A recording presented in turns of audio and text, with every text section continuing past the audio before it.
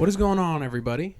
Welcome to another episode of Flores Running, and today I'm going to be teaching you guys how to deal with a bad race.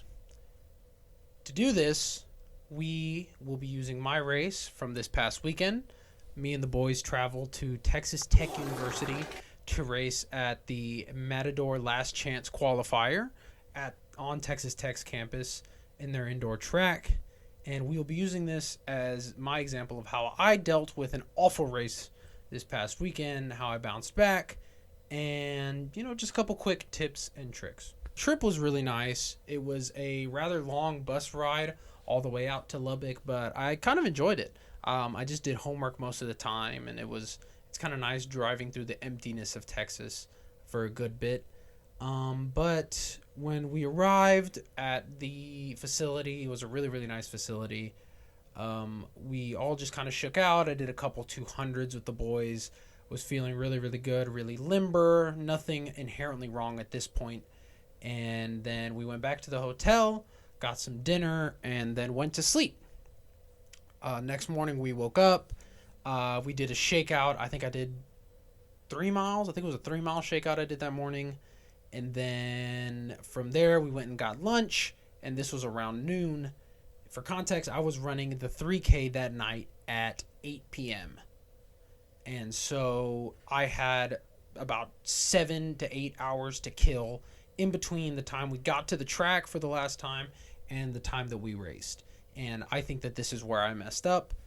I kind of stood around watching a lot of the other people's races, trying to keep my mind off my own race. I was on my phone, listening to music. I took a bunch of naps. But all in all, I just couldn't, I couldn't get in the right headspace the whole time. Sure enough, I just was out of it from the get-go. We warmed up. I felt crappy. I got on the line, felt crappy. We took off, and God, did I feel awful. It was a 3K. And I was on the pace that I wanted to run for probably the first, maybe 800 meters, maybe 12, and then just slowly started to fall off and just died really hard.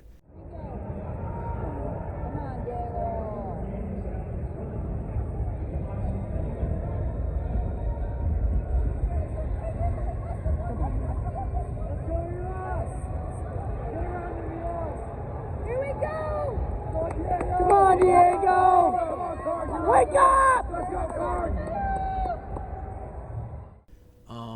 I was obviously really, really upset with it. After the fact, I'll show some clips right now of me just absolutely dying and rigging the hell out in that race. But I was really upset, kind of didn't want to talk about it for a while, but now that we're back here, I think it's important that I outline how to deal with bad races like this. I was obviously really, really upset with how this race went. I wanted to run in the 8:30s, and I ran 9:06, nowhere close to what I wanted. Not only that, but I felt awful doing it. It's not like I just went out there and was like, I'm just not feeling it today, and didn't push myself. No, I was pushing myself. I just ran awful, which sometimes I think makes you feel worse than just not trying. And on the bus ride back, which was a 6-hour bus ride, I had all the time in the world to think about it and get upset at myself and think about where I'm going to go from here. And I think when you're dealing with a poor race and getting upset with yourself, I think the first thing you need to do is take a step back and just take a deep breath and walk yourself, like I just did right now, through all the steps you took leading up to the race and try to pick apart and see if there is something specific that messed up your race. And from what I can tell from my personal race, I don't think I did anything inherently wrong. I did everything pretty normally like I usually do, but that's just the first step in the process. The second step is giving yourself a set amount of time to be upset about your race. Now, this is something that my high school coach used to tell me. He'd give me a day to be upset, from the time that the race ends until that same time next day. You have time to think about it, be upset, consider what you did wrong, just kind of let it fester in your brain, and then after that, just let it go.